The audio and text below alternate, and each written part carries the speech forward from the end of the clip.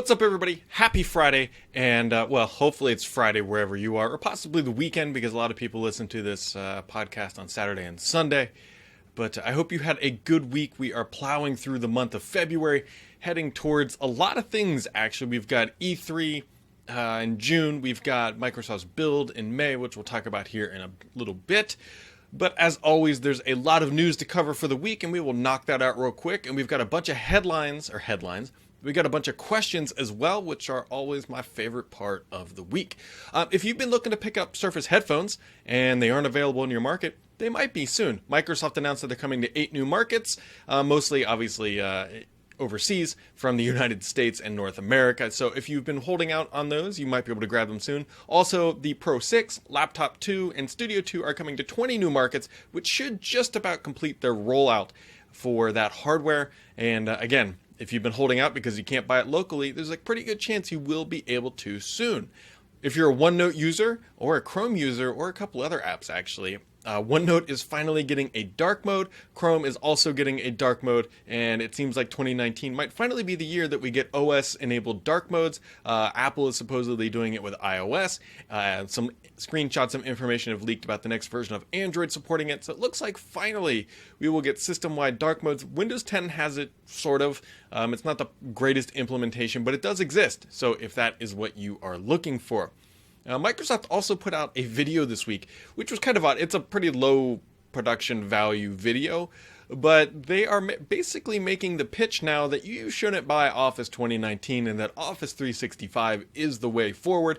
This isn't a huge surprise, but this is the first time, at least I can really remember, that they're putting up promotional material that says, hey, Office 2019, yeah, it's fine, but Office 365 is a lot better, and the reasons are obvious. At least for Microsoft, cash flow is good. They want you paying every year. It's also a little bit easier to kind of afford in some instances because you're not making that massive upfront payment like you would with Office 2019, but at the same time, once you buy Office 2019, you have it for life, rather than Office 365. If you stop paying for a year, you no longer have it. Other things happening in the Skype world, you can now blur your background video. This actually debuted with Teams. Microsoft I can't do it on this because I'm using XSplit. But what you can do is it's sort of like a green screen effect, if you will, that it detects where you are. Now you need certain hardware, but most computers should be compatible, and then it basically blurs the background. It's kind of like a fake bokeh looking effect, and it's good. It's almost the perfect solution. What they really need you to be able to do is, since they can already crop like where the person is, they should let you put in any background that you want, like your cubicle, so you could take your conference calls from the pub or the beach and nobody would ever know. But yeah, you can now do that on Skype. If that's been holding you back from Skype, now you can do that and blur your heart's content out.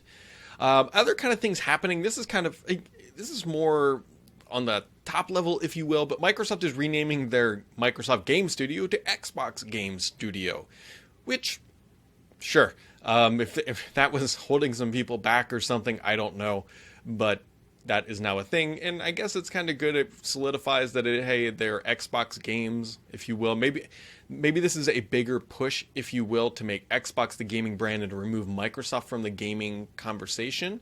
Possibly, who knows, but they bought 13 game studios. They've got a massive organization now. They're trying to create a whole bunch of IP for that Scarlet-related hardware that will be coming in the years ahead. And so hopefully it works out for Microsoft. These are some big bets. One of the pieces of hardware that I'm really looking forward to is actually HP's next mixed reality headset. It has significantly higher resolution little opticals or displays, if you will. And so I'm very curious if this is going to get rid of the screen door effect. I have their current generation headset upstairs and I use it with my kid quite a bit. I use it a little bit myself, but the screen door effect is very prominent, but it's early hardware in the VR world somewhat. And so I'm hoping that with these higher resolution screens that's going to get rid of that. You don't necessarily see pixels, but I mean, it looks exactly like you're looking through a screen door. And so there you go. The last bit of news this week, Microsoft's Build registration is going to open February 27th, and the conference will take place May 6th through the 8th in Seattle, Washington, and they are having the exact same issue that they had last year, where it is going to overlap with Google I/O, which makes rather than the more convenient Tuesday through Thursday. The reason why it's more convenient is now everybody has to travel on a Sunday to get up into Seattle. And in fact, I might actually be traveling on a Saturday if they do things like they've done in the past. And so, yeah, there you go. I'm planning on being there unless something happens, which I hope nothing does. And yeah. And so here's your little bit of insider news of the week. So we've all been kind of wondering when the Chromium version of Edge is going to roll out. And so I know Microsoft is working on this. They've already deployed it internally. So people at Microsoft are now running this. And it seems like the goal is to actually have Chromium Edge replace Edge by the end of this year. Now, that's a pretty ambitious task, if you will, because, well, Edge is Edge. It's in everything. It's all over the place. So, yeah, they're going to try to get it done this year. On the flip side of that, there's not nearly as much work. Remember, they're not building the engine. They're using Chromium. So this is a very, and I'm not trying to play down the amount of work that is needed, but this is a more top-level build than say, hey, we're building from the ground up. We're redoing the whole thing. They're just taking the Chromium engine, which is open-sourced and available. They're putting their user interface on it, their feature set. You're going to be able to use, obviously, you're going to be able to use Chrome-related extensions just right out of the box. And yeah. So that will be, look for that to happen. Now, granted, it is a lot easier to just replace it because this is just an external app, right? It's just, you just download the browser and it installs. Microsoft will eventually include this out of the box with Windows 10, but to replace everything else, like you could just go grab it, install it, and then just make it the default browser, and there you go, bada bing, bada boom. Which kind of brings the other question is, when the hell are we going to see sets? And if you're not familiar with sets, it's tabs for everything in Windows. I don't know. This is a pretty big blow to that project because they're completely changing what they're going to be using for rendering. Technically, they could still use the Edge tooling and back end to make it happen, but I'm not holding out on that. So sets might be one of those things that we may not see for a little bit. So keep that in mind. But yeah, we should be seeing. Hopefully, we'll see some builds here soon. Although everybody who's used it has told me it is in very, very early days of development. So. Let's refresh the question thread here, which I always post up on Thurrott, and you can always, you're following me on Twitter, you always find that link. I always try to tweet it out the day before.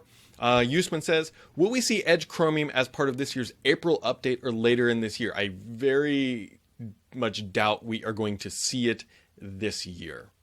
I would be or not this year, in 19H1, because they're almost done.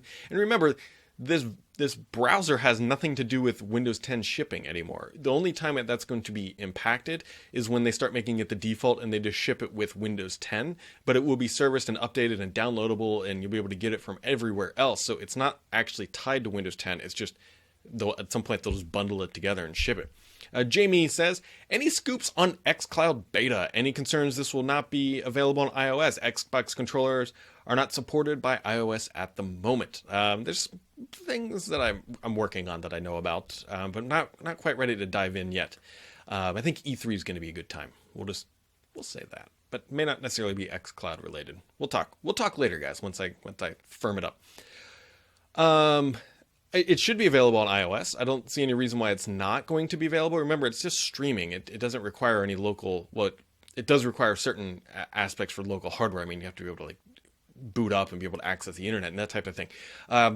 Yes, the Xbox controller is not currently supported. That could change. Microsoft and Apple seem to be having a much better relationship these days. I could see that becoming supported. And there's always on-screen game controls. So I would not be worried at this time that because Xbox controller is not supported on iOS that it's not coming to an iPhone or iPad near you.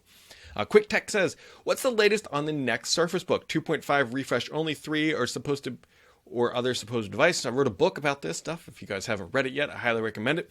But it's going to be, the last that I heard, and this was a while ago, was at the end of this year. And so that's about as much as I know right now. Obviously, it's going to have updated chipsets.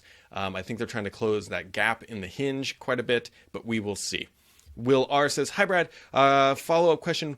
Will the Xbox 2 use NVMe SSD? Now, when someone says Xbox 2, they're referring to the next gen or Xbox Scarlet or Anaconda or all those good things. Right now, what I've heard is that the dev kit uses NVMe for its solid-state drive. So that is, I believe it's going to be all solid state. All solid state.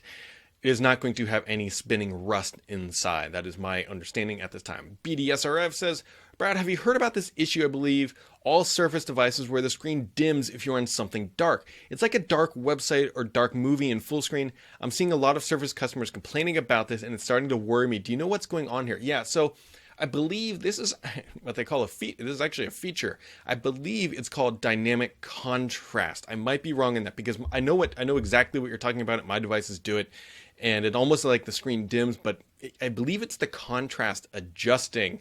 And there is a way to turn it off, but it's not very user friendly. You have to go into the registry and update that. I don't know why Microsoft does this. I've never actually gotten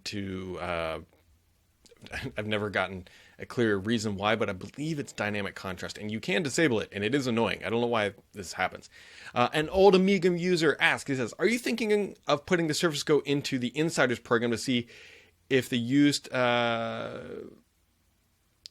Oh, okay. So he's asking if I put the Surface Go on the Insider to get the Spectre patches for improves any of the performance. No, my kind of gut here tells me that you're not going to notice massive performance differences with these patches. Yes, there are going to be performance hits and improvements on all that stuff, but the problem with the Go is that it's already relatively underpowered, and you're not going to be stressing it anyways. If you are stressing it, you're going to have a bad time. And so I don't plan on putting it on the Insider because the performance hits, from my understanding, and gains and all that good stuff aren't going to be as noticeable as people think. Even a 5 to 10% difference in improvement in performance, while artificially it does sound a lot, for the end user using Chrome or email or Facebook or Skype, you're not going to notice a difference. Where you notice those performance gains the most are intensive applications like gaming, rendering videos, and that stuff. And if you're doing that on the go, you shouldn't be doing that on the go. So, on the Surface Go, not on the, you know what I mean. Let's see. JLV632 says, I could be wrong, but is Microsoft NFL deal now complete? If so, do you see the following? Microsoft renewing the deal. If the program isn't renewed, any idea on how Microsoft would dispose of the used gear? Could you see them selling it via tech recyclers or something else? I don't know if they have renewed or not renewed. We will find out here in the next season to come if there's a new sponsor. Obviously, the technology has already been created from a software side, so they could find another tablet company and then just load it on there from Lenovo or anybody else. So we will see. I do know that the Surface partnership with the NFL has been one of the best things that has happened to the Surface brand. And so, again, I know I'm pitching my own book here 5 times, but there's a whole chapter dedicated about how that deal came about. And it's not that Microsoft approached the NFL or the NFL approached Microsoft and asked for Surface. That was not how this whole thing, this was an accident that this happened. And so you should go check out the book. I'll link to it in the comments. It's available just about everywhere now. And so, yeah, I will be curious to see. I would honestly think that they would renew that contract. I think it would be pretty crazy at this point because they've gotten so much brand recognition from that.